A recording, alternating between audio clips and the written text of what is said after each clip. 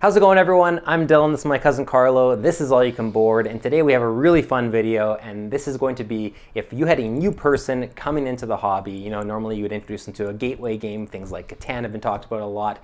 We're going to take you from one game to a very complex game. So in this case, today's video is going to be how to get from Carcassonne to a Feast for Odin for a brand new player to the hobby, a new board gamer. And these two games, these picks were actually voted on by our Patreon community. So they chose the starting game Carcassonne and the ending game Feast for Odin. We have them right here. Basically, the idea here is if you had someone that, say, had already played Carcassonne or had, you had suggested that as a starting game to start with Carcassonne, and you wanted to get them to a Feast for Odin. That was your end goal, which I should mention. Like, the fact that this was voted on by our community bodes well for the Team Feast. not a fan. There's some shady stuff behind the scenes. We need to recount the votes. Absolutely. So basically, if your end goal was to get them to a Feast for Odin, that's the ultimate game. How could you get there in 3 games between them? So you start with Carcassonne, 3 games between Feast for Odin. Carlo's come up with his own list. I've come up with my own list. We haven't consulted each other. We're going to compare them, and then in the comments, you guys can choose which list you think is better, which one you think is more effective, and give us your lists on how you would get from Carcassonne to Feast for Odin for a brand new player to the hobby. Yeah. Super exciting. I think this is going to be really fun. We'll see how close our lists are, how different they are. I think we're pretty interested to see that. So. I'm expecting at least one overlap game in the middle. I'm hoping there isn't, but we'll see. Okay, so I'm going to kick things off. Get this box off the table. People have seen this. That faded monstrosity. Wow. The first game, so I'm going to kick things off. The first game so if you start with Carcassonne, actually, give people a quick little rundown of what Carcassonne is. Yeah, most people probably know, but it's basically a tile laying game where all the tile laying happens in a central area. You're building a giant map. It starts with one single tile, and you add tiles, and it kind of sprawls out. So everything happens in a shared map. It's can be a fairly confrontational game, but it is very, very simple. They're just square tiles that you're laying down until all the tiles have been placed, and then you count final points. Yeah, Feast for Odin, obviously much more complex. It's a worker placement game that has a ton of action spots to go through. The rules are fairly simple, but there's tons of options of where you can be placing your workers. Different spaces require different amounts of workers to go there, and there's tons of different paths for victories. You can be going to somewhere you're getting animals, you can be rolling dice, you can be hunting. There's endless amounts of things to do almost. The end goal is you're putting a bunch of polyomino tiles onto your main board to cover up minus spots and to try to score as many points as possible. That's a quick little rundown of Feast for Odin, not doing it justice, obviously. Yeah, so there is still a common area where you're fighting with players for the worker placement spots, but you do have your own personal player board, unlike in Carcassonne. So it's kind of a tricky one to get from Carcassonne to Feast for Odin, but yeah, I'm curious to see how you did it. Yeah, so I'm going to kick things off. So if on my list, the first game that I would start with, which I don't have access to, but maybe Carlo does, and that is Cottage Garden.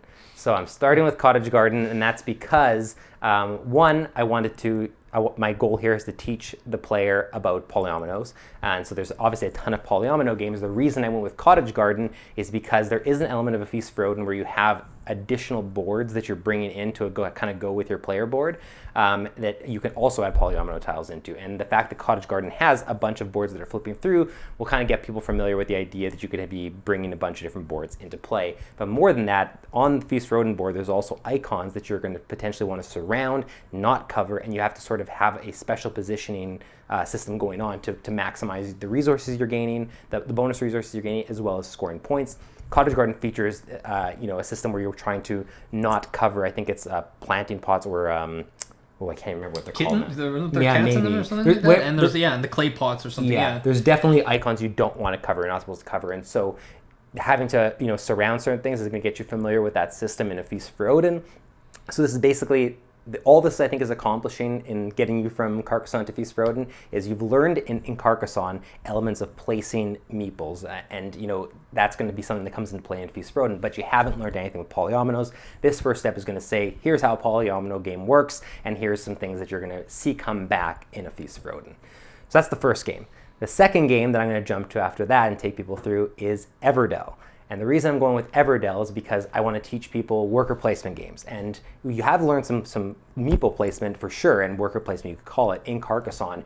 But I need to teach people about action spots. Everdell is probably, it's not my favorite worker placement game, but in terms of accessibility, in terms of seeing a theme and being invited to it, Everdell is probably up there with one of the more accessible games because of that. I've heard from a lot of people, oh, I've played Everdell, and it's from people that I've usually been surprised thinking, I don't expect you like a worker placement game, and they don't even know what I'm saying when I say that. They're like, oh, I didn't even know that's what it was. But the theme is really cutesy. The theme, and I'm not saying that the person you're introducing to necessarily needs a cutesy theme, but it's more so that it's very approachable, and it teaches you about action spots, and more than that, it teaches you about certain action spots. You can only have one person go there, and you're going to get blocked on the action spot, which is something that is a big factor in a Feast for Odin. So I feel like this is a game that'll teach you about going to those action spots, beating your opponents to them in a fashion that is not super intimidating. And even though the tableau building aspect of your village isn't something that's going to come back in a Feast for Odin, I feel like you'll have a good enough time with Everdell that then when you go to a Feast for Odin, you'll say, oh, I remember going to action spaces in Everdell. And you'll be able to refer back and say, remember when you were going and using this spot to grab these resources?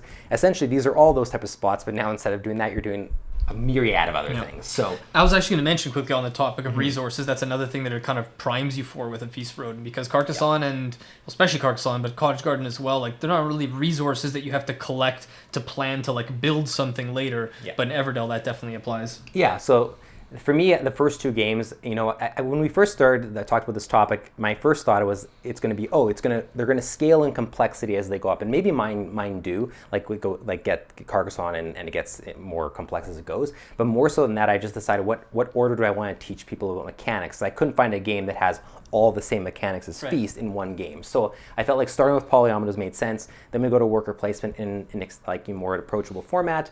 So for my third game, I decided, of those two mechanics, the one that needs more attention to really prime you and prep you for a Feast for Odin is the worker placement aspect, in my opinion, because there's so many action spaces and that can seem overwhelming. So I thought, okay, I need to do another worker placement game. I need to take it a step up, and I need it to also have another element that is present in Feast for Odin to help out. And so for that, I ended up on Champions of Midgard. And I'm realizing as I'm saying these things, I have the games over here and I'm not even bringing them up. So here's my nice little copy of Everdell. That's the second stop on my journey here. And then, of course, we have the one I'm talking about now. Oh my God, this box. Which obviously is the box that I always get all these questions about because it doesn't have the name on it. But this is the Champions of Midgard box as the expansion. So I went with Champions of Midgard because it's a worker placement game. It's a more complex worker placement game. There's more spots, and the spots are more intimidating for sure than Everdell, especially if you do have the expansions. That'll give you even a plethora of additional spots.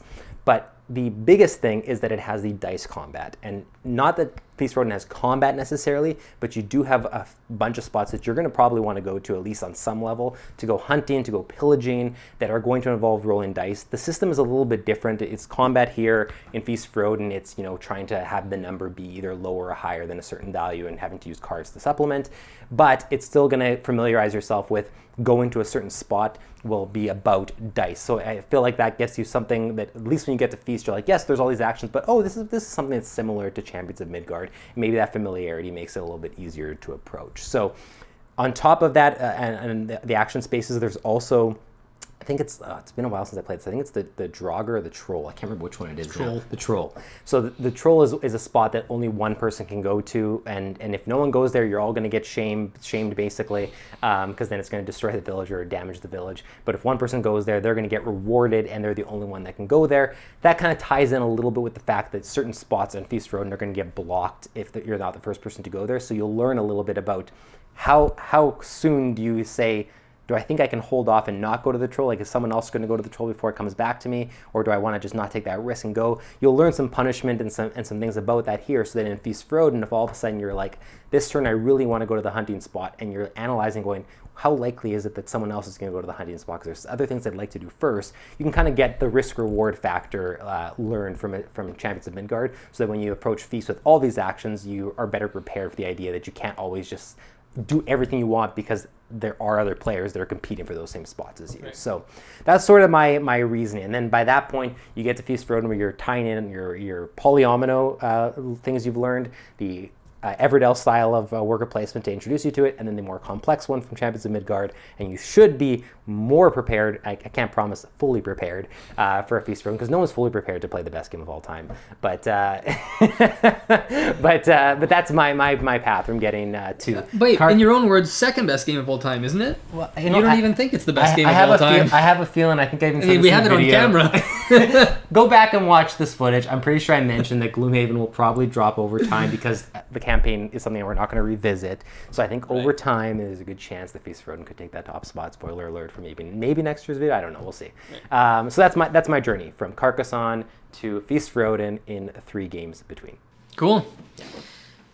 All right. Well, interesting picks. Won't waste any more time. I'll get right into mine. So I'm gonna go from Carcassonne directly into Cottage Garden. That was the only one I thought may have been a crossover. Okay, yeah, fair enough. I suspected this one, and I suspected one more, which we'll talk about in a moment. Yeah. I waffled for a little bit, and I thought about all the other Polyomino games in this trilogy. I thought about Spring Meadow. I thought about Indian Summer. There's all kinds of similarities with those as well. I settled on Cottage Garden for the similar reason. I feel like I don't even have a whole lot to say because I was going to give the exact same the main thing that made me pick this one over Indian Summer and Spring Meadow was the boards, just like you say, the square boards that replicate kind of the islands that you can take in a Feast for Odin. It works a little bit differently because I think in Cottage Garden you only ever have, is it 2 or 3, and when you complete one you get a new one. So they're flipping and they're cycling and that sort of thing. Yeah. Whereas so you can't just be like, I want to take another board. Yeah. Whereas in Feast for Odin you kind of decide how much you want to, and you don't even have to. Technically, you can play a strategy where you don't. Yeah. But that is a big thing that comes into play, and of course the polyominoes, the surrounding things, just like you said. So I think I'm just going to leave it right there. Pretty much. You know what I should say actually is that Cottage Garden offers a solo mode, which you could also. So if someone is like, they want to get up to that game and they might want to even play a Feast for Odin solo, you could even like lend them Cottage Garden and say, hey, try this out solo, and they might get hooked on that idea of, whoa, I can play this game on my own free time where I can be maximizing my stuff and trying to be as efficient as possible without feeling like I'm holding up the game. So, and one thing I didn't mention that, in case it wasn't clear, is this is also an Uwe Rosenberg game, just like Feast for Odin. So we're leaving Carcassonne and starting with Uwe in order to end with Uwe. So it also gives, because Uwe Rosenberg brings a lot of different mechanics, even slightly in small ways back, there will be familiarity starting here after Carcassonne and ending up there. For sure. The callbacks will be easier for people. So. Absolutely. Yeah. Then from Cottage Garden, once you've got your base of your polyominoes, you're kind of figuring stuff out. Then you're going to be ready to move on to the Isle of Cats. So it is another polyomino game, and it's definitely a step up from Cottage Garden in terms of the complexity, and I feel like there's a bit more of a long-term strategy that you want to come up with from the start. Whereas in Cottage Garden, a lot of it is, which tiles come up, you're kind of reacting tactically every turn to what spots can, there's no way you're going to be able to completely plan how to fill up your stuff from the beginning in Cottage Garden. The Isle of Cats has a card system. There's drafting, there's stuff in Isle of Cats that doesn't come into a Feast for Odin, but a lot of which tiles you're choosing to place and where you're placing them are based on the cards you have in your hand.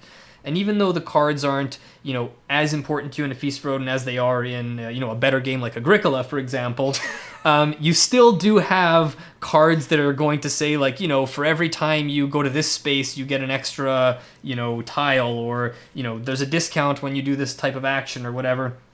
Isle of Cats is going to have these kind of lesson cards that are going to say at the end of the game you score 20 points for this, or if you don't cover up this thing in your boat, you can get points for this. So you also have a personal play area similar to Cottage Garden, but Isle of Cats is more unforgiving in a similar way as a Feast for Odin, because in a Feast for Odin you have all these -1 spots and you're thinking, how can I cover these up? And at the end of the game, even if you score a bunch of points in other categories, you're probably going to lose a bunch of points from empty spaces. And in the Isle of Cats, it's so hard to fill up your boat properly. There's different rooms. You can fill up 98% of that room, and if you have 1 or 2 little spots open, you get -5 points for not filling up that room. So it's punishing, and what you're doing on your own little boat is kind of driven by the cards you see throughout. Plays over a previously determined, it's going to be 5 rounds from the start, so you kind of know what your beginning and end is, and I feel like this is to me this felt like the most natural step up to a Feast for Odin in terms of a polyomino kind of strategy game. That's it. I honestly considered Isle of Cats, and I quickly decided against it, but I completely forgot that, of course, the card mechanic also would teach you about the cards from Feast for Odin, because that's something I struggled on, was trying to find a way to explain the card aspect of Feast for Odin with everything else I wanted to explain. So that's a really interesting... Well, to be fair, Everdell has the cards. It's different because it's tableau building, but you still can have cards that you think, based on this, I might want to get this. True, yeah. To an extent. It might not determine as much of your scoring as the cards in the Isle of Cats, but still. Interesting choice, yeah, that's good. Thank you. If you had put it in, where would it have been? Would it have been the next step? It would have been the next step. Or after Cottage Garden as well? I think I considered it instead of Cottage Garden, and then I ultimately was like, which one, and I went with Cottage Garden, so I didn't actually consider that I could do both. But yeah, good call. Fair enough. Well, thanks. And then from the Isle of Cats, obviously we've gone from Carcassonne tiling into 2 different polyomino games. So where's the worker placement? Well, it's also in a Champions of Midgard. So we do end up having 2 overlaps. Yeah. Like Dylan said, a big thing is like not only teaching the aspect of the worker placement spots, the dice rolling, even the theme. Like they're both Viking themed. And what I like that would be sort of the most natural thing, like the dice rolling, but also the kind of deciding how bold you want to be, because a lot of the dice rolling comes into play in these games where you can go to a spot when you're not too well equipped and think, hey, maybe I can get by and win that battle or achieve that goal without having to stock up more. And then you roll those dice and you fail and you realize, I should have taken 1 or 2 more turns to like collect some more resource or get some more like fight a swordsman or whatever they're called in Champions of Midgard, because you might go out and do this thing at sea and you might lose and think all those other actions that I collected ended up being kind of a waste of time because I lost everything and failed it. Yeah. And in a similar way to Feast for Odin, you can go put a bunch of workers on a spot, go whaling or hunting or whatnot, roll the dice, and you don't even get what you wanted to get from it. So you know what's interesting is, as you were saying that, and I didn't think of this, but like the fact that aspect of going over the sea and having like, you know, the luck element of you're going to flip over the tile and I didn't get it, and you feel like, I got nothing for it.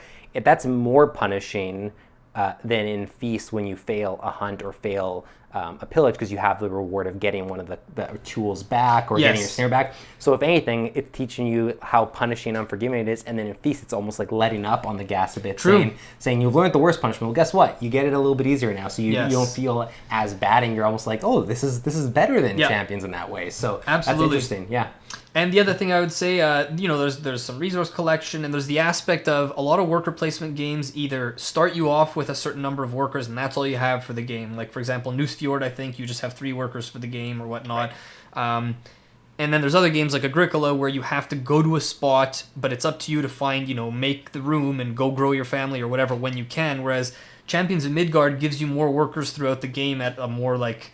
kind of more measured pace in the same way as a Feast for Odin. So it has a similar arc of you start off being able to do a little bit on the board, and the other thing is the spots don't change throughout the game. So I feel like it was the most natural kind of easy worker placement game to make that step, and the theme ties in well as well. I don't know what I briefly thought about, like there's other games people might mention in the comments that might make it more natural. I haven't played Stone Age, I haven't played Lords of Waterdeep and some of these other more kind of like entry-level worker placement games. So for me, I thought Champions of Midgard was the most natural step. I almost went with Stone Age, as it wouldn't have been the last one before. It would have been either one of the first ones, but I thought about putting Stone Age somewhere because it is sort of a very entry-level worker placement. But then I thought of Everdell, and I kind of switched that spot. But I find it super interesting. I think this has only happened... There was only one other video I remember where we ended up like each picking picks, and we ended up having like 3 crossovers. A bunch of overlap, yeah. It was, I think, our favorite 2-player only games or something like that. But I find it interesting that this one, like, there's so many games that exist, right? Like, yes, we played a lot of the same games, but we also have very different collections and tastes. So I think it's kind of funny that we landed on 2 of the same games and came up with some of the same reasons. Yeah. I'm almost going to be interested to see as we do more of these, because we will be doing more doing from a different game to a different game, how much we do come to the same conclusions, how much we deviate. Yeah. And even though we only deviated by 1 game, that 1 game is a crucial middle step. So regardless, let us know in the comments which person you think got it more correct. Do we go with the one that has Isle of Cats in the middle, or do you go with the one that has Everdell in the middle? Which one do you think would be more successful in getting there? And let us know, because there's some games we haven't played in the comments which 3 games you would put in the middle to get from Carcassonne to Feast for Odin for someone brand new to the hobby. So this was a lot of fun.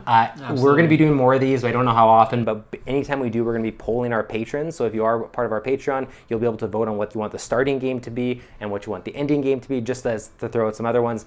Some of the other ones that were voted on and almost got in here, Codenames just missed out as being the starting game, so you might see that in the future. For Sale was one of the nominees as well. We picked some pretty basic games. Yeah, and for the complex game, we had Agricola in there, we had Oath in there, and Imperial Steam, I think. Yeah, so there's so many options out there. So you'll be able to vote in the future, and if you're one of our patrons, and if not, feel free to comment below and let us know your picks for how to get from Carcassonne to Feast for Odin. And if you enjoyed the video and you want to see more, then let us know too, because if you didn't like it, we want to know as well. Yeah, but, and head on over to our Discord channel. We just launched this a couple weeks ago, and it's a thriving community already. We've already got over a couple hundred people there, and I'm sure they'd love to discuss this topic with you as well. So come join us. Yeah, thank you so much for watching, and we'll see you next time.